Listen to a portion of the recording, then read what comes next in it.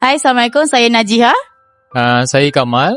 Hari ini kami mengadakan majlis persandingan dekat Laman Masjid pada 22/11/2025. Okey, untuk dia punya makanan, saya rasa So far semua sedap. Termasuk daging semua sedap. Ada udang panjat, ada nasi minyak dia pun sedap. Itu semua okey lah. So far okey lah.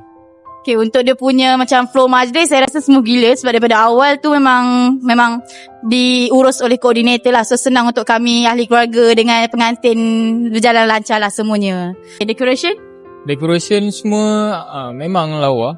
Puas hati lah. Dari segi pelamin So tu far, pop up jugalah sebab kita orang baju bold. Untuk dia punya bunga pun warna putih. Untuk pasangan yang lagi satu pun warna merah. So kira okey lah, cantik juga. Okay, untuk staff saya rasa so far okey semua. Semua macam okey lah, diurus, diorang jaga. Diorang ada macam okey sekian berapa pukul berapa diorang start. So kira kita orang macam okey, kita orang kan ada timing dia. So kira okey lah, boleh repeat insyaAllah kalau yang untuk yang bonus nanti. So okey, itu sahaja dari kami. Terima kasih. Bye. Bye. Sampai 5 kami bagi 10 lah. Terus 10. 10. Double 10 terus. Mas Vida terbaik.